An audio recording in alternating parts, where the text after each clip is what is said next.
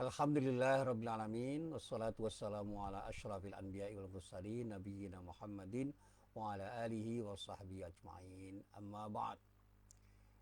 Para jamaah yang dirahmati Allah, Alhamdulillah pada pagi hari ini kita bisa bertemu. Dan kenapa saya terlambat? Karena saya harus memberikan kuliah online subuh ini sebelum saya memberikan pengajian. Saya memberikan kuliah online pada mahasiswa saya di seluruh Indonesia yang memang sampai detik ini belum seluruhnya bisa mengikuti kuliah offline, dan saya berikan kuliah online tadi kira-kira hampir 1 jam dari habis subuh persis. Ya, ya. Kita teruskan apa yang dulu pernah saya sampaikan pada para jamaah. Para jamaah yang dirahmati Allah, akhir-akhir ini saya itu agak prihatin karena yang namanya budaya taklim itu banyak yang hilang. Bagaimana orang seringkali sulit untuk mengasihi orang lain, dan bahkan cenderung orang itu meremehkan, melecehkan, dan menghina orang. Sekali lagi, ini bagian dari akhlak mazmumah. Saya sekali lagi ketika membaca ayat Al-Quran yang ada di dalam surat Al-Hujurat ayat 11, saya merenung. Karena di dalam ayat itu ada firman Allah yang dimulai dengan nida atau seruan, A'udzubillahi minasyaitonirrajim. Ya ayyuhalladzina amanu la yaskhar. Kata-katanya ya la yaskhar. Jangan ada orang yang merendahkan. Siapa yang dilarang untuk merendahkan? Qaumun min qaumin.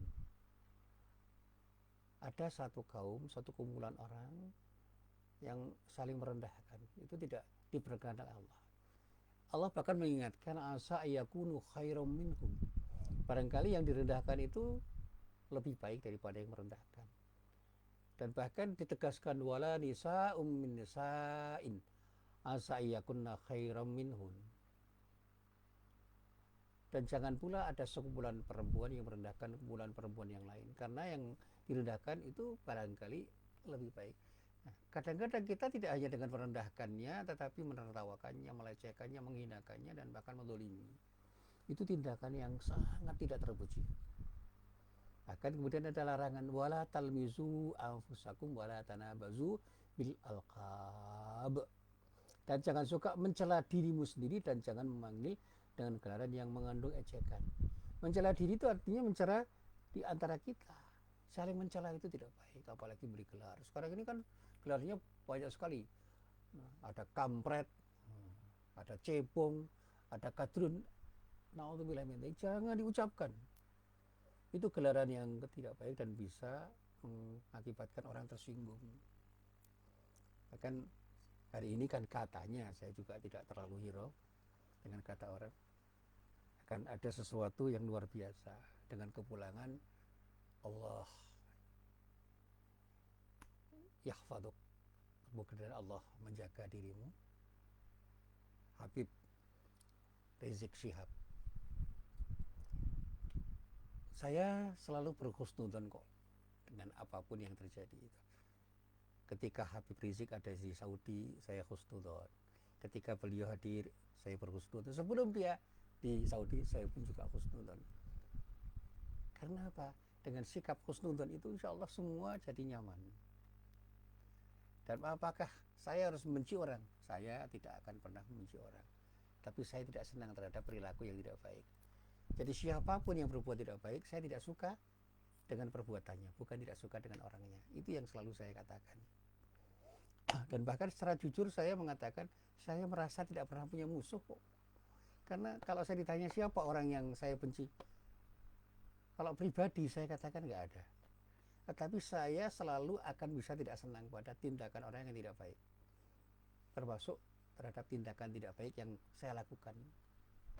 Saya pernah malas untuk menelaah ayat Al-Quran sehingga saya kehilangan kesempatan untuk memahami ayat Al-Quran itu. Saya menyesal kenapa saya tidak segera untuk melakukan tindakan yang terbaik untuk menggali makna ayat Al-Quran yang saya baca itu. Begitu saya gali, maknanya luar biasa, termasuk ayat ini. Jangan pernah ada orang yang saling merendahkan satu sama lain. Jangan ada orang yang menghina satu sama lain.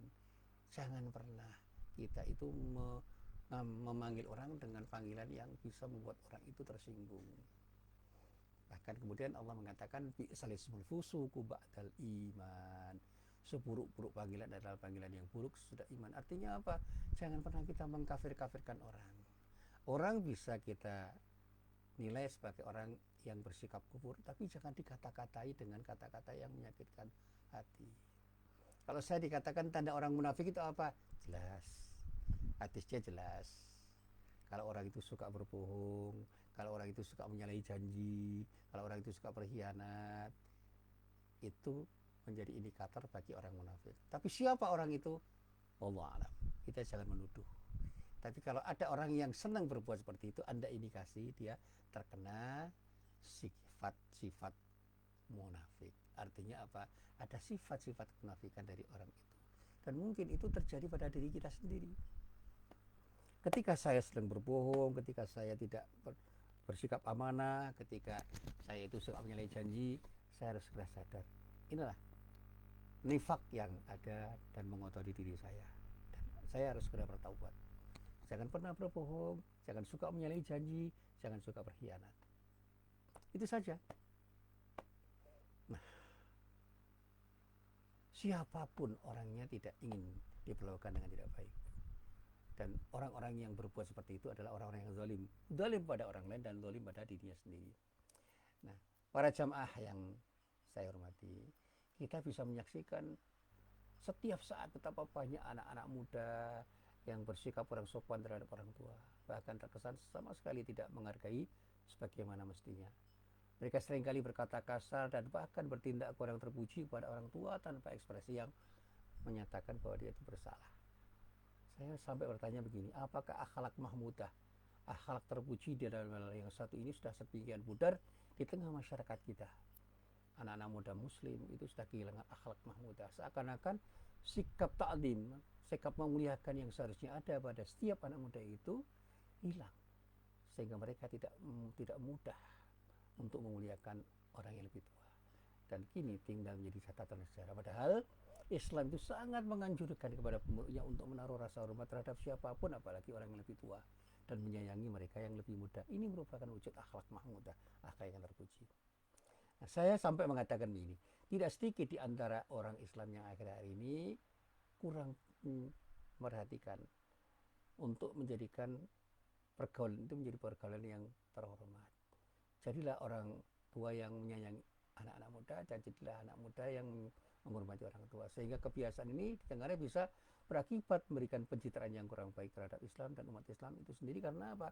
Orang Islam sendiri tidak bisa memberikan contoh akhlak yang terpuji pada semua orang.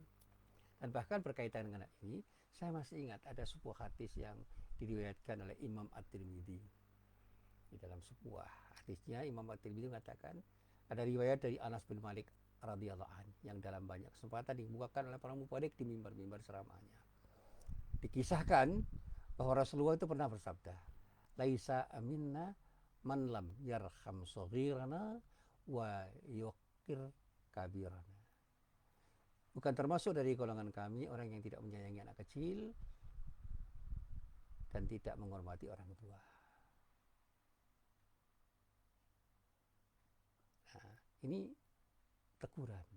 Jadi orang tua harus menyayangi anak muda. Jadi anak muda mari menghormati orang tua. Dan pernyataan Rasulullah ini seolah-olah memberikan lecutan dan semangat agar kita benar-benar saling menghormati dan saling menyayangi, yang seharusnya menjadi bagian dari kehidupan umat Islam. Karena dengan saling menghormati dan menyayangi, insya Allah akan terpancar dalam kehidupan kaum muslimin suasana manis, suasana damai, rukun, dan semangat kekeluargaan. Nah, saya pernah berbagi di majalah Suara Muhammadiyah, dan saya masih ingat tentang sebuah cerita yang pernah saya tulis dalam edisi tahun-tahun lalu tentang bagaimana salah seorang sahabat Nabi yang juga saudara sepupu beliau sekaligus menantunya, namanya Ali bin Abi Thalib, memberi penghormatan terhadap seorang laki-laki yang tua yang tidak diketahui identitasnya, padahal waktu itu beliau sedang tergesa-gesa berangkat untuk menunaikan salat. Salatnya salat subuh dikatakan pada waktu itu, untuk berjamaah bersama Rasulullah SAW. Namun dalam kegesa-gesaan itu, meskipun dia tergesa-gesa, di depan beliau ada seorang tua yang berjalan dengan sebilah tongkat. yang tengah berjalan dengan tertatih-tatih. Di tangannya ia pegang lentera untuk menerangi jalannya. Begitu Ali bin Abi Thalib sengaja tidak bergegas untuk mendahului orang tua itu, meskipun sholat subuh di masjid sudah akan segera ditunaikan, beliau berjalan di belakang orang tua itu dengan pelan-pelan mengikuti langkah kuntai orang tua itu. Akhirnya pun beliau terlambat datang untuk menunaikan sholat subuh secara berjamaah di masjid itu. Namun sayang, ternyata laki-laki tua itu tidak mengikuti langkah Ali bin Abi Thalib menuju masjid untuk melaksanakan sholat subuh secara berjamaah bersama Rasulullah SAW. Karena laki-laki yang tua itu ternyata orang yang beragama Yahudi. Nah, singkat cerita begini, ketika masuk masjid, beliau Ali bin Abi Thalib berjumpa dengan Rasulullah SAW yang sedang melakukan ruku untuk rakaat pertama.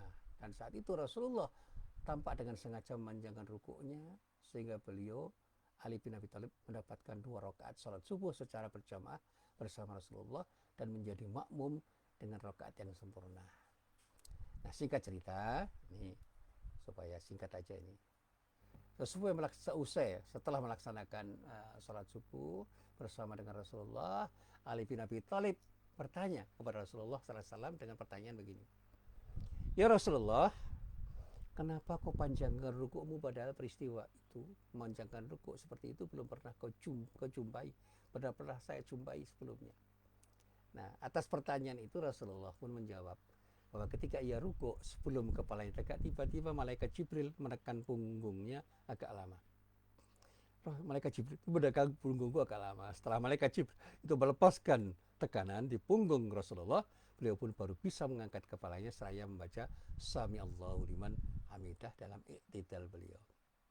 Nah, para jamaah yang dirahmati Allah, ketika Ali bin Abi Thalib itu mendengar pernyataan Rasulullah SAW itu, beliau pun menceritakan peristiwa yang baru saja dialami ketika hendak berangkat ke masjid untuk melaksanakan salat subuh secara bersama Rasulullah. Bahkan dalam riwayat yang lain dikisahkan bahwa yang sangat mengagumkan ini adalah malaikat Jibril, malaikat Mikail, ini cerita lain, versi lain. Malaikat Mikail diperintahkan untuk memperlambat laju matahari hanya agar Ali bin Abi Thalib radhiyallahu anhu dapat mengikuti sholat berjamaah bersama Rasulullah. Ini cerita yang meskipun kesayangan ceritanya belum saya coba untuk saya lacak ya, tapi sebagai ibrah saja. Dari kisah ini bisa kita pahami bahwa ternyata Allah Subhanahu wa Ta'ala itu telah memberikan isyarat kepada Rasulullah untuk memperpanjang rukuknya dengan sinyal-sinyalnya agar Ali bin Abi Thalib mendapatkan kesempatan melaksanakan salat berjamaah di masjid bersama Rasulullah secara sempurna, karena sudah beramal soleh dengan cara menghormati orang yang lebih tua daripada dirinya meskipun orang itu beragama Yahudi. Itulah akhlak mahmudah.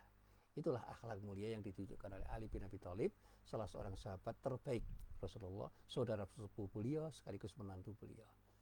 Salah satu khalifah dari Khulafaur Rasyidun yang sepeninggal Rasulullah SAW menjadi pemimpin umat Islam dan orang yang menurut Rasulullah termasuk ahli surga sesuai dengan janji Rasulullah SAW bahwa membangun budaya ta'lim dengan cara menghormati orang yang lebih tua meskipun orang tua itu adalah orang yang Yahudi, bukan seorang Muslim, betul-betul dia hormati. Dan inilah perilaku ahli surga, Ali bin Abi Thalib. Disinilah letak indahnya agama Islam jika kita bisa menerapkannya di dalam kehidupan sehari-hari. Dunia sekitar kita akan menjadi semakin harmonis, dengan tidak sengaja kita pun bisa menjadi pribadi yang disebut multikulturalis hanya dengan mengamalkan sebuah ajaran menghormati siapapun, termasuk menghormati yang lebih tua. Seandainya Ali bin Abi Thalib telah mempraktekkan taklim itu dalam kehidupan multikulturalnya, kenapa kita di negeri tercinta ini tidak segera melakukan tindakan yang sama? Ibda' binafsik. Termasuk, maaf ini, saya sama sekali bukan pengagum atau penyanjung Habib Rizik, tetapi marilah kita menghormati beliau sebagai orang tua, sebagai ulama, sebagai tokoh masyarakat, agar kita ini bisa menjadi contoh yang terbaik bagi siapapun. Dan saya juga bisa berharap para pengagumnya, para pengikutnya bisa memberikan contoh dengan akhlak yang baik ketika menyambut kehadiran beliau, sehingga umat Islam itu bisa menjadi contoh yang terbaik. Dan saya ingat betul apa yang dikatakan Ustadz Haikal Hasan, ayo kita bina diri kita menjadi orang yang berakhlak mulia sehingga kita itu menjadi cermin yang baik bagi siapapun. Saya bukan juga pengagum Haikal Hasan. Tapi saya taklim kepada beliau karena dalam ceramah-ceramahnya banyak hal yang bisa menjadikan diri saya lebih tahu tentang bagaimana harus berislam. Demikian juga saya seringkali mendengar ceramahnya Habib Rizik. Saya tetap taklim. Meskipun dalam beberapa hal saya tidak sependapat dengan dirinya. Tapi apakah dengan tidak sependapat saya harus membenci beliau? Tidak. Saya tetap taklim. Sebagaimana taklim saya kepada siapapun, termasuk para ulama, termasuk para mubaligh yang sekarang banyak sekali ada di media sosial yang dalam banyak hal itu bisa memberikan pelajaran yang terbaik bagi diri saya. Dan saya pun banyak belajar pada mahasiswa saya, para jamaah saya yang bersama-sama belajar Islam dan mencoba menerjemahkan Islam di dalam kehidupan pribadi saya, keluarga saya, dan masyarakat secara umum. Inilah apa yang bisa saya sampaikan, kurang lebihnya saya mohon maaf. Billahi taufik wal hidayah. Assalamualaikum warahmatullahi wabarakatuh.